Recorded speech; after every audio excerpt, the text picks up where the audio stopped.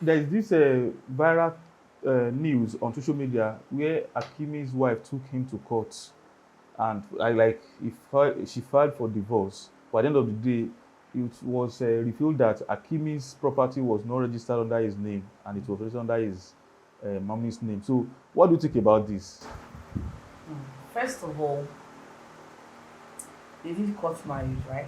Yes. And according to their constitution, when a woman files for a divorce, she's to take a part of the man's property. And then she had to find that out. There's nothing in the man's name. No properties in the man's name. Well, I don't know if I talk. Talk now. Okay, well, what the man did was bad though. Okay. Yeah, was bad. But before he took that decision, before he started buying things in the mother's name, there might have been some attitude that this woman pulled up that made him like, I don't think this woman is someone I can trust. Even looking at their age difference, Hiba Habuk is 12 years older than Akraf. So there's something that we actually don't know about their marriage. Okay, yeah, you're actually correct. But let us look at what we see or what we heard about this whole thing. So, do you think Akra Hakim is unfair to the woman by not refilling or by not registering all his property in his name? Well, to some extent, though, it is unfair to what he did here. Even if you didn't buy everything on her name, normally you're not supposed to buy everything on her name. You have children. But I see it differently. Actually, I see it differently. If you look at the wife, she has never come out to complain about Hakimi not taking care of the children or not performing his responsibilities. Yeah. So what I felt was that Hakimi has been doing the necessities at home, taking care of the family, but he was doing it without revealing to the woman that all his properties were not in his name. Because Hakimi had a very good house, driving good cars and all of that. Even the wife, they were living together happily, not until this issue of rape came in, and the woman now filed for divorce, and this issue of the property not being registered under his name came out.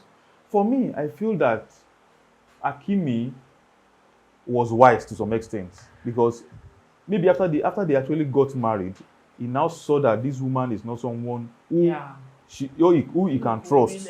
You understand? So, and if he knew that there's no way we'll have pulled out of the marriage in that manner, so he had to talk to the person that he trusts most, which is his mom. You understand? Then they now make an arrangement like, okay, fine, anything that you need to run your life, I'm going to provide it for you. We are going to get it through me. That's through the mother. You understand? So for me, I think Hakimi is wise enough.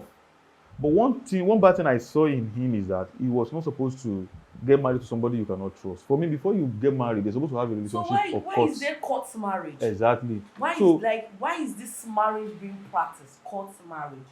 If you trust, because before you go into in relationship, you should know who your partner is. Of course. Marriage is supposed to be like enjoyment. You feel like since you've already seen that this person is compatible enough for you, you want to spend the rest of your life. You find peace and you want it to just continue that way. If you are doing court marriage, that means you partially don't trust your partner. The partner. Because court marriage comes with a price. I think you're talking about in Nigerian settings, right? Yes. Okay. So, but these guys are not Nigerians. We're looking at it from their own perspective. Yeah.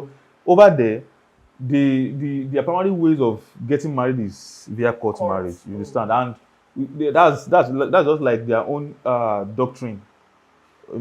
So and there's something behind their marriage that's what I don't know. Yeah. Exactly. So I think the only thing we also heard is this issue of the property and all of that. I think there's something behind that they're not seeing. We heard. You understand? Yes. There's supposed to be characters portrayed by the two people.